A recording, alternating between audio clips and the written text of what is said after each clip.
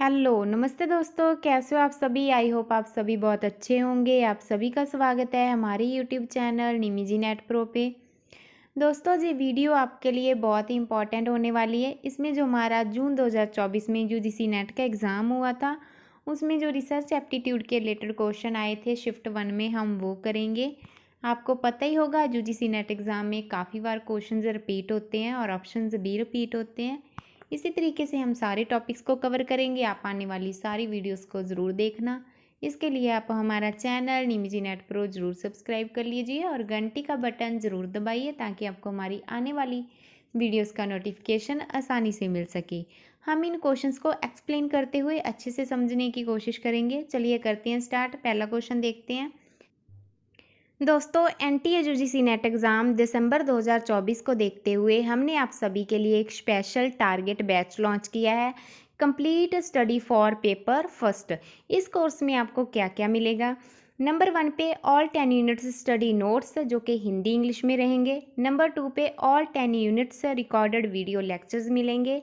Number 3 पे 2012 से जून 2024 तक प्रीवियस ईयर क्वेश्चन पेपर रहेंगे। नंबर 4 पे 2012 से 2023 तक यूनिट वाइज क्वेश्चन मिलेंगे। नंबर 5 पे 2012 से 2023 तक टॉपिक वाइज क्वेश्चन मिलेंगे। इसके अलावा आपको 5 फ्री बोनस भी दिए जाएंगे, वो आप जहां से रीड भी कर सकते हो।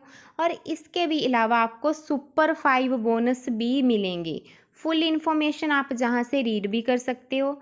इसके लिए आप हमारा ऐप निमिजी नेट इंस्टॉल कर सकते हो। फुल डिटेल और अगर आपको कोई भी प्रॉब्लम आ रही है तो आप हमसे व्हाट्सएप पे भी कांटेक्ट कर सकते हो। वीडियो डिस्क्रिप्शन बॉक्स में ऐप का लिंक दिया हुआ है, व्हाट्सएप कॉन्टैक्ट नंबर भी दिया हुआ है। अगर आपको पेपर फर्स्ट के रिलेटेड कोई भी हेल्प चाहिए तो भी आप हमसे बात कर सकते हो। थैंक यू दोस्तों। आइडेंटिफाई द करेक्ट सीक्वेंस, हमने करेक्ट सीक्वेंस को पहचानना है। Of the following research organisations according to their year of establishment, अनुसंधान संगठनों के उनके स्थापना वर्ष के अनुसार सही अनुक्रम को पहचानना है। सबसे पहले है Indian council of social science research, जिसको कि हम शॉर्ट में ICSSR भी कहते हैं, Indian council of social science research. तो इसकी जो स्थापना हुई थी वो हुई थी 1969 में हुई थी। कब हुई थी? 1969 में। किसकी हुई थी? Indian council of social science research. Next, national council for rural institute, rural जो इंस्टीट्यूट हैं जिनको शॉर्ट में हम NCRI कहते हैं, इसका जो स्थापना वर्ष है वो है 1958। 1958 में इसकी स्थापना हुई थी। कब हुई थी? 1958 में, राष्ट्रीय ग्रामीण संस्थान की। उसके बाद है Indian council for philosophical research, short में इसको हम ICPR कहते हैं। इसका जो स्थापना वर्ष है वो है 1977। 1977। नेक्स्ट है Indian council for historical research, जिसको हम शॉर्ट में ICHR कहते हैं। इसका जो स्थापना वर्ष है वो है 1972। कौन सा है? 1972। और उसके बाद है Indian institute of advanced studies, इसका जो स्थापना वर्ष है वो है 1962। ठीक है जी। एक बार आइडिया के लिए हम इनको लिख लेते हैं, फिर हम देखेंगे राइट आंसर कौन सा आएगा। जो Indian council of social science research है उसकी जो स्थापना वर्ष है वो है 1969। सेकंड का है 1958, फिर है 1977 आएगा। और जो हिस्टोरिकल रिसर्च है वो कब थी? वो 1972 में थी। और उसके बाद है 1962। देखिए सबसे पहले तो आएगा 1958। 1958 कौन सा है? National council for rural institutes.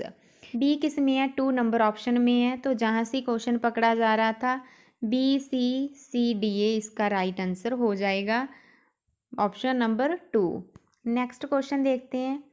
When you try to predict the value of an outcome variable from one or more variables, ये क्या कह रहे हैं? जब आपके पास एक या एक से अधिक चर हैं, ठीक है, उनसे जो परिणाम प्राप्त हो रहा है उसके मान का अनुमान लगाने का जब आप जतन करते हो तो आप किसका प्रयोग करते हो? ये चीज़ इसमें पूछी हुई है।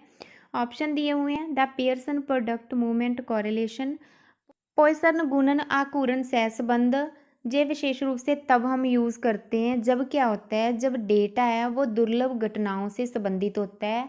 यही हमने इसमें याद रखना है। नेक्स्ट है विवेरिएट रेग्रेशन। इसमें क्या है कि एक स्वतंत्र चर है, एक निर्भर चर है, उनके बीच का जो संबंध है उनका विश्लेषण जब हम करते हैं तो इसका हम यूज़ करते हैं। स्वतंत्र चर और निर्भर चर दोनों के बीच संबंध का विश्लेषण करने के लिए इसको हम यूज़ करते हैं। इसका प्रयोग किसके लिए किया जाता है? एक चर से दूसरे चर के अनुमान के लिए भी हम करते हैं, तो इसको हम कहते हैं विवेरिएट रेग्रेशन। नेक्स्ट है मल्टीवेरिएट रेग्रेशन। इसमें क्या होता है कि स्वतंत्र चर का यूज़ करते हैं, हम यूज़ करते हुए हम जो निर्भर चर है उसका अनुमान लगाते हैं। ये काफ़ी ना अच्छी टेक्निक इसके लिए मानी जाती है। नेक्स्ट है एनालिसिस ऑफ वेरिएंस।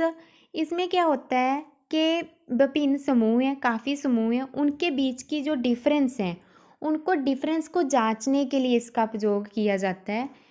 तो इसमें राइट आंसर हो जाएगा बी और सी। ठीक है जी, राइट आंसर है ऑप्शन नंबर 2। नेक्स्ट क्वेश्चन देखते हैं। If a research project is setup so that every day in the population of interest has an equal chance, उनके पास इक्वल चांस है of being in the sample the research involve. Simple language में हम समझने की कोशिश करते हैं। इसमें सिंपल यही पूछा हुआ है कि पॉपुलेशन के हर एक इंसान को, हर व्यक्ति को प्रतिदर्श में मतलब के सैंपल में शामिल होने का चांस दिया जाता है। जो किस प्रकार का ये सैंपल रहेगा। सबसे पहले है कोटा सैंपलिंग। कोटा सैंपलिंग में क्या होता है कि शोधकर्ता पहले एक कोटा को निर्धारित कर लेता है, फिर उस कोटा को पूरा करने के लिए नमूने का चयन करता है। ठीक है जी। नेक्स्ट है जजमेंटल सैंपलिंग। जजमेंटल सैंपलिंग में क्या होता है कि रिसर्चर है वो अपने निर्णय के आधार पर नमूने का चयन करता है। इसमें तत्कालिक जानकारी होती है। और नेक्स्ट है प्रोबेबिलिटी सैंपलिंग। प्रोबेबिलिटी सैंपलिंग में क्या होता है, जे ना निष्पक्ष है और ये सुनिश्चित करती है कि हर एक सदस्य को चयन के लिए समान अवसर मिले। समान अवसर मिलना चाहिए, वो किस में आएगा, वो आएगा प्रोबेबिलिटी सैंपलिंग में आएगा। नेक्स्ट है सुविधाजनक प्रतिचयन। इसमें क्या होता है कि नमूना चयन के लिए सबसे सुविधाजनक और आसानी से उपलब्ध प्रतिभागियों के इसमें जो रिसर्च करता है वो चुनता है, जो शोध करता है वो इसमें चुनता है। और इस तरीके से राइट आंसर है वो हो जाएगा ऑप्शन नंबर 3। प्रोबेबिलिटी सैंपलिंग है वो समान अवसर देता है, गीता प्रति चयन। नेक्स्ट क्वेश्चन देखते हैं। अरेंज द डिफरेंट स्टेजेस को अरेंज करना है। Involve in the process of deduction in the correct sequence. निगमन की प्रक्रिया में शामिल विभिन्न अवस्थाओं को सही अनुक्रम में व्यवस्थित करना है। ऑप्शन दिए हुए हैं। सबसे पहला ऑप्शन है रिवीजन ऑफ थ्योरी, सिद्धांत का पुनरीक्षण। इसमें क्या होता है कि हमारे पास कुछ परिणाम है, कोई सिद्धांत है या कोई थ्योरी है, हमने क्या करना है उसको संशोधित करना है, जहाँ उसमें नया ज्ञान को ऐड करना है, नई नॉलेज को ऐड करना है, तो उसके लिए ये ज़रूरी होता है रिवीजन ऑफ थ्योरी। नेक्स्ट है हाइपोथेसिस कन्फर्म्ड और रिजेक्ट। हाइपोथेसिस को क्या कहते हैं, हम कल्पना कहते हैं। ठीक है, इसमें यही होता है कि हमने ये जांचना होता है कि जो हमारी कल्पना है वो सही है या वो गलत है। नेक्स्ट है फाइंडिंग्स। फाइंडिंग्स को हम परिणाम कहते हैं, निष्कर्ष भी इसको कहा जाता है। जब हमने डेटा को कलेक्ट कर लिया, डेटा को कलेक्ट करने के बाद उसके आधार पर हमने परिणाम निकाला, मतलब कि निष्कर्ष को तैयार किया, तो ये एक चरण क्या होता है, डेटा के विश्लेषण पर ही आधारित होता है, जो फाइंडिंग्स होते हैं। नेक्स्ट है डेटा कलेक्शन। जो निगमन प्रक्रिया है ना, इसकी शुरुआत ही डेटा कलेक्शन से होती है, आपने ये याद रखना है। इसमें शोधकर्ता क्या करता है, अपनी ज़रूरत के अनुसार इन्फॉर्मेशन को इकट्ठा करता है, डेटा को कलेक्ट करता है। तो देखिए सबसे पहले तो आपको बताया कि डेटा कलेक्शन ही आएगा इसमें, डेटा को कलेक्ट करता है। डेटा को कलेक्ट करने के बाद वो क्या करेगा, फाइंडिंग्स परिणाम तैयार करेगा। ठीक है जी, परिणाम को तैयार करने के बाद फिर वो कल्पना करेगा कि वो सही है या नहीं। एंड नेक्स्ट है रिवीजन ऑफ थ्योरी। फिर वो उनमें कुछ ना कुछ चेंजेस करेगा, सुधार लाने की कोशिश करेगा, इम्प्रूवमेंट करने की कोशिश करेगा। इस तरीके से जो राइट आंसर है वो हो जाएगा option number 2 DCBA। I hope आपको ये क्वेश्चन समझ में आए होंगे। नेक्स्ट एग्जाम में अगर इनसे रिलेटेड कोई क्वेश्चन आ रहा है तो मुझे उम्मीद है कि आप सॉल्व कर पाओगे। आप देखिए 2012 से 2024 तक इस टॉपिक से कंटिन्यू क्वेश्चन आ रहे हैं। आपने क्या करना है, सबसे पहले इस टॉपिक की थ्योरी को कवर करना है, एमसीक्यू को कवर करना है, प्रीवियस ईयर क्वेश्चन को सॉल्व करना है। फिर आप देखना है नेक्स्ट दिसंबर वाले एग्जाम में आपके क्वेश्चन कितनी आसानी से सॉल्व हो जाएंगे। अगर आप ये स्टडी नोट्स लेना चाहते हो, क्वेश्चन लेना चाहते हो, तो आप हमारा कोर्स भी ज्वाइन कर सकते हो, जिसमें पेपर फर्स्ट के रिलेटेड आपको कंप्लीट स्टडी मटेरियल मिल जाएगा। अगर आपकी कोई भी इंक्वायरी है, अगर आपको पेपर फर्स्ट में कोई भी प्रॉब्लम आ रही है, तो भी आप हमसे बात कर सकते हो। व्हाट्सअप नंबर डिस्क्रिप्शन बॉक्स में दिया हुआ है। थैंक यू दोस्तों, बाय बाय। दोस्तों, NTA-UGC नेट एग्ज़ाम दिसंबर 2024 को देखते हुए हमने आप सभी के लिए एक स्पेशल टारगेट बैच लॉन्च किया है, complete study for paper first. इस कोर्स में आपको क्या क्या मिलेगा? नंबर 1 पे ऑल 10 यूनिट्स स्टडी नोट्स जो कि हिंदी इंग्लिश में रहेंगे। नंबर 2 पे all 10 units recorded video lectures मिलेंगे। नंबर 3 पे 2012 से जून 2024 तक प्रीवियस ईयर क्वेश्चन पेपर रहेंगे। नंबर 4 पे 2012 से 2023 तक यूनिट वाइज क्वेश्चन मिलेंगे। नंबर 5 पे 2012 से 2023 तक टॉपिक वाइज क्वेश्चन मिलेंगे। इसके अलावा आपको 5 फ्री बोनस भी दिए जाएंगे, वो आप जहां से रीड भी कर सकते हो। और इसके भी अलावा आपको सुपर 5 बोनस भी मिलेंगे। फुल इन्फॉर्मेशन आप जहां से रीड भी कर सकते हो। इसके लिए आप हमारा ऐप निमिजी नेट इंस्टॉल कर सकते हो। फुल डिटेल और अगर आपको कोई भी प्रॉब्लम आ रही है तो आप हमसे व्हाट्सएप पे भी कांटेक्ट कर सकते हो।